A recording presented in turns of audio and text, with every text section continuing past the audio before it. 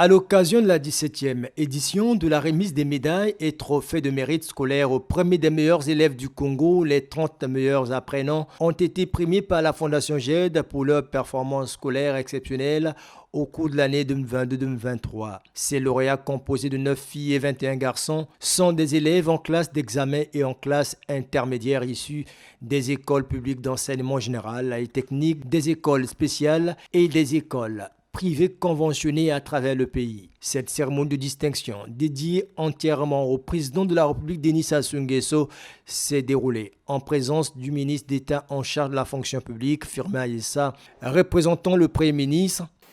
L'événement qui nous rassemble ici et maintenant ne vous est pas méconnu, car depuis 17 ans, année après année, et à quasiment la même période, il se reproduit.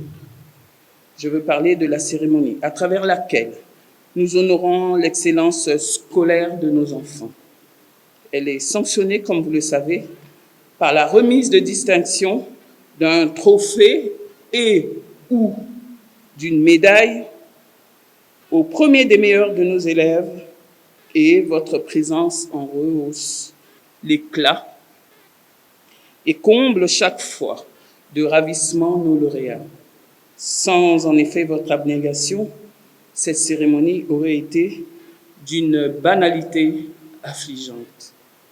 Nos élèves, dont nous reconnaissons l'excellente qualité de leur travail scolaire, sont des étoiles qui flamboient dans un ciel pas toujours aussi bleu.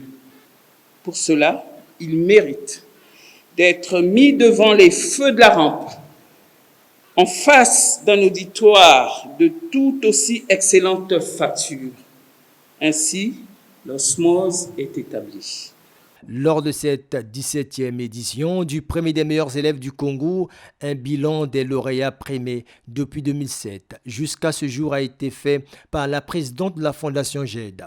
À l'orée de cette 17e édition, je puis vous assurer de ma grande et indicible satisfaction en tant que présidente de GED Fondation au regard de l'histographie des différents devenirs de nombreux de nos lauréats. Certains d'entre eux exercent de hautes responsabilités dans les institutions publiques comme dans les grandes entreprises privées de notre pays. C'est cela qui nous donne la force de continuer. En 17 années d'existence, nous éprouvons la fierté d'avoir honoré près de 400 élèves congolais, issus généralement de milieux défavorisés, essentiellement de nos établissements publics, et de contempler les grandes émotions de nos jeunes chérubins.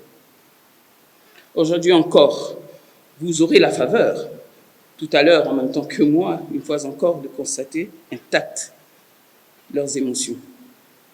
Mon vœu est de la produire encore et toujours au cours des éditions subséquentes. Soucieux de la bonne éducation de la jeunesse, gage du développement du pays, le gouvernement s'emploie à rendre l'offre éducative plus efficiente sur l'ensemble du territoire national.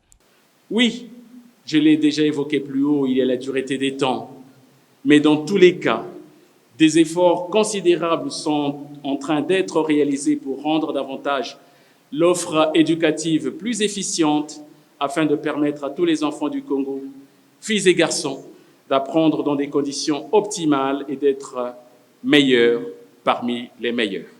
Ce n'est pas réservé uniquement aux présents lauréats, mais aussi à tous ceux qui, sur l'ensemble de notre territoire national, ont bien compris l'ensemble de l'action du chef de l'État en faveur de la jeunesse scolarisée de notre pays. Le ministre en charge de l'enseignement secondaire a réitéré le vœu d'insérer d'autres critères de sélection du premier des meilleurs élèves du Congo à l'instar de la conduite.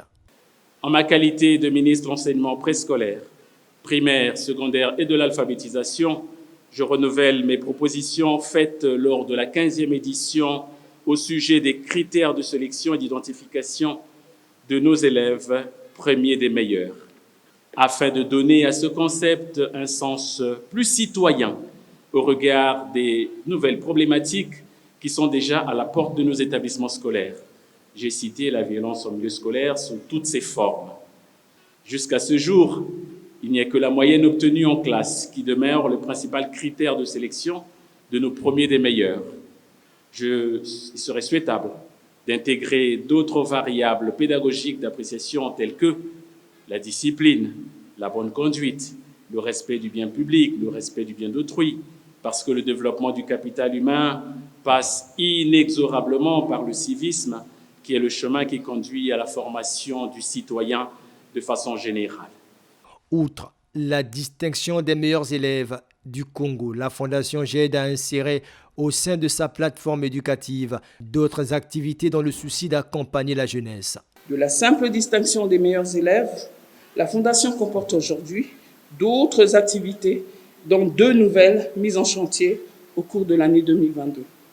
La première, qui est spécifiquement destinée aux jeunes filles, nos filles congolaises, que nous avons intitulé « Filles Lelo, Femmes Lobby ». Cet instrument, mis en chantier en 2022, est un véritable acte d'éducation à la citoyenneté. Il consiste à un éveil de conscience de la jeune fille qui est censé leur conférer un renforcement de capacité de résilience aux antivaleurs sociaux charriés dans la société congolaise, dans notre société, à travers un séminaire d'une durée de 15 jours. La Fondation GED joue un rôle crucial en faveur de l'éducation au Congo. Active depuis 2007, cette fondation a soutenu de nombreux élèves méritants qui occupent aujourd'hui des postes à différents niveaux de responsabilité dans l'administration publique et privée. Elle donne des opportunités de réussite comme en témoignent les propos de cet ancien bénéficiaire. Je suis premier des meilleurs du département de la Likuala en 2009. Croyez-moi, soyez-en sûrs, avant de me présenter au bac, j'ai dû passer 4 années blanches afin de pouvoir réunir le fonds nécessaire.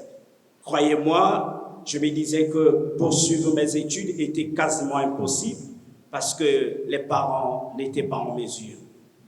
Alors, je vais bénéficier d'un parrain